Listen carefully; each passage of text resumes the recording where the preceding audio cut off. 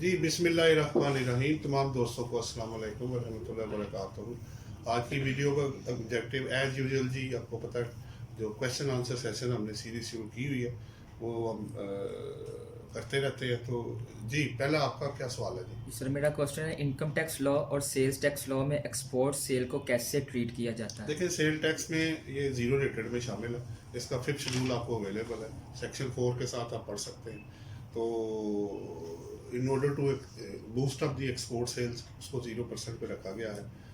कल को अगर ये बदल जाता है तो पता नहीं, अभी तो ये है। और दूसरा, इनकम टैक्स लॉ में अगर आप एग्जेम्प्ट में ना गए या एग्जेम्पशन ना आपको मिली तो फिर 1% जो है आपको जो टैक्स होगा वो फाइनल डिस्चार्ज में चला जाएगा। इसलिए दोनों तरफ जो बेनिफिट है वो दिया गया है। जी आपका कोई सवाल? अकाउंटिंग कंटीजेंसीज एंड कमिटमेंट्स को कैसे कॉन्फर किया जाता है?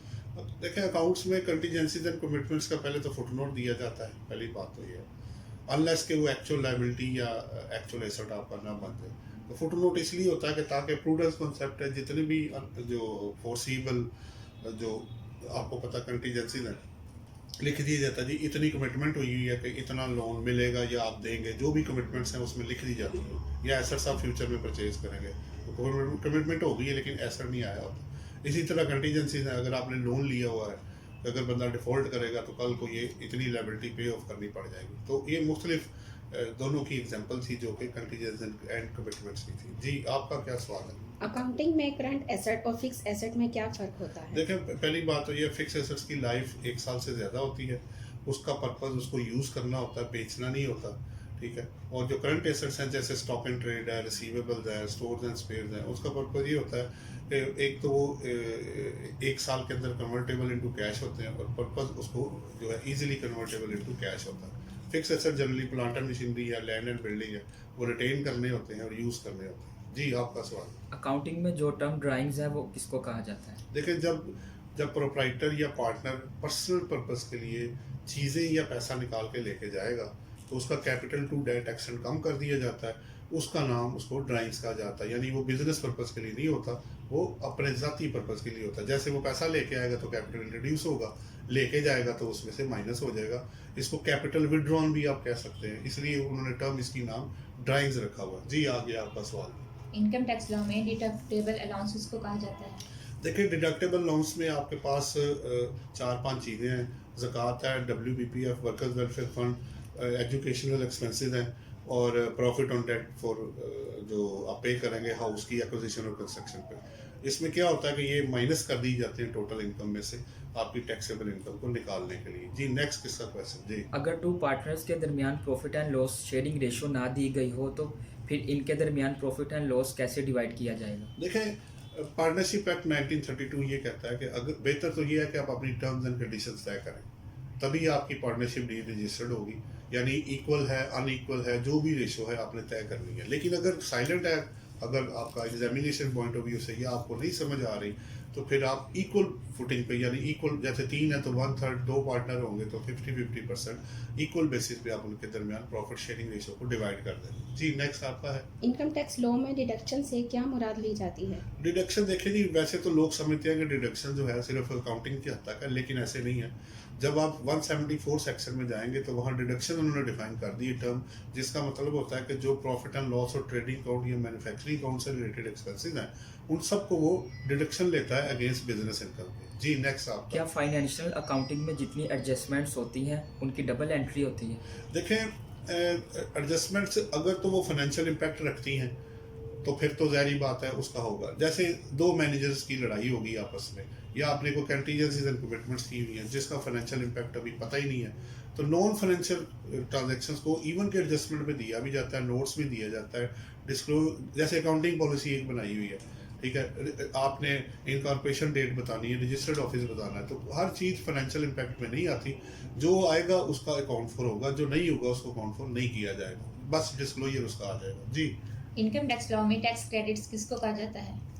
टैक्स क्रेडिट की काफ़ी एग्जांपल्स हैं जिसमें आपके डोनेशंस हैं, आप जो पे करेंगे स्पेसिफाइड कंडीशंस को मेट करेंगे।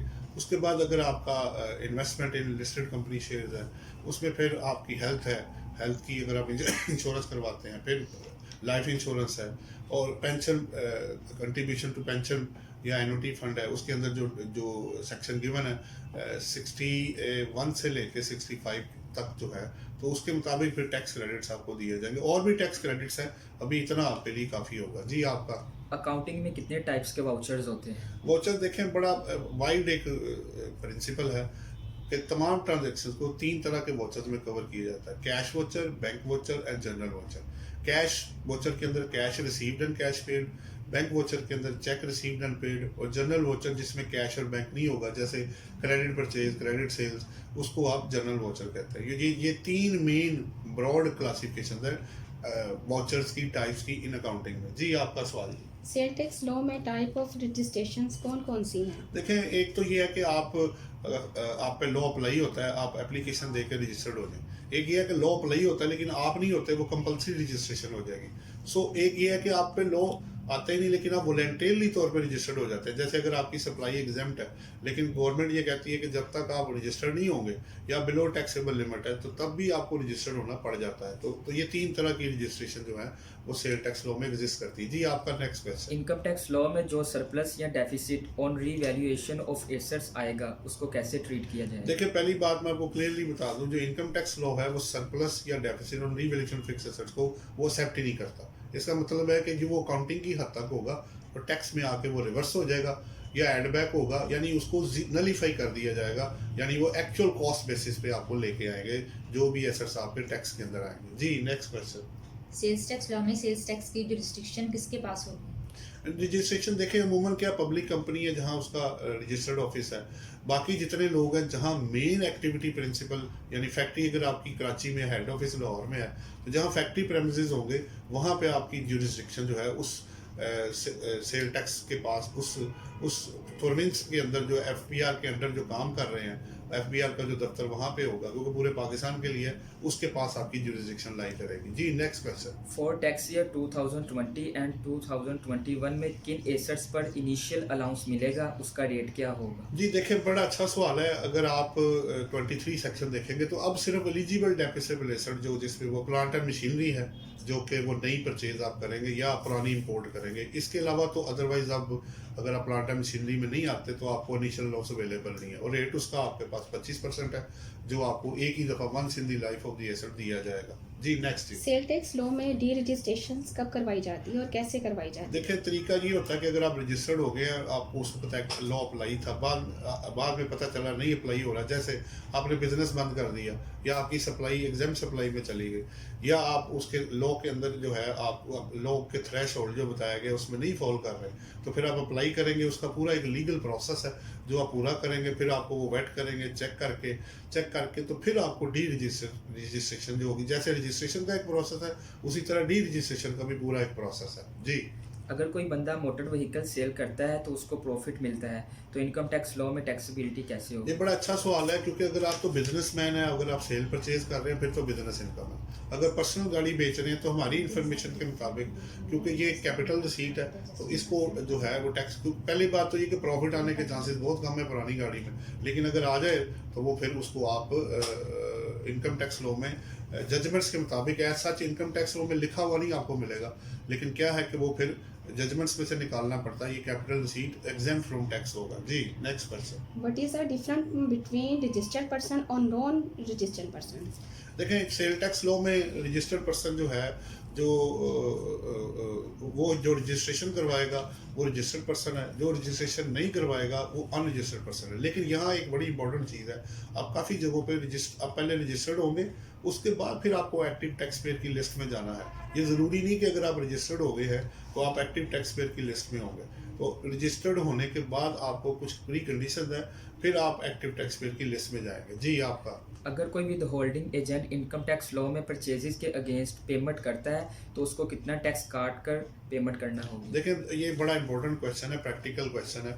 नंबर 1 ये है कि अगर तो आप विद होल्डिंग एजेंट हैं, अगर आप परचेज कर रहे हैं तो पहले आप ये देखें कि किसको पेमेंट कर रहे हैं। अगर तो वो रिड्यूस रेट में आता है तो फिर तो आप रिड्यूस रेट उसका काटेंगे, लेकिन अगर स्टैंडर्ड रेट है तो फिर कंपनी को पेमेंट करेंगे तो 4% है, और अगर अदरवाइज होगा तो 4.5% है। लेकिन इसमें एक और भी चीज़ है कि अगर पार्टी एक्टिव टैक्स पेयर की लिस्ट में नहीं है इनकम टैक्स लॉ में, तो रेट आपका डबल हो जाएगा। अगर कंपनी को पे करेंगे और एक्टिव नहीं है, ATL की लिस्ट में नहीं है, तो 4 का 8 हो जाएगा, 8% हो जाएगा, और जो 4.5 है वो 9% पे चला जाएगा। लेकिन इसमें ये भी ज़रूरी है कि देखें पार्टी के पास एग्जम्पशन सर्टिफिकेट ना हो। फिर एक और भी चीज़ ज़रूरी है कि आप पेमेंट कितनी कर रहे हैं। अगर आप एक साल में एक पार्टी को परचेजेस के अगेंस्ट अगर आप 30,000 तक की पेमेंट कर रहे हैं, तो आपको टैक्स नहीं काटना। अगर 30,000 से ज़्यादा जाएंगे तो फिर विद होल्डिंग टैक्स की प्रोविजंस अप्लाई की जाएंगी। जी नेक्स्ट किसका है? सेल्स टैक्स लॉ में एक्टिव टैक्स पेयर किसको कहा जाता है? जी बड़ा 4 प्री कंडीशन है जी।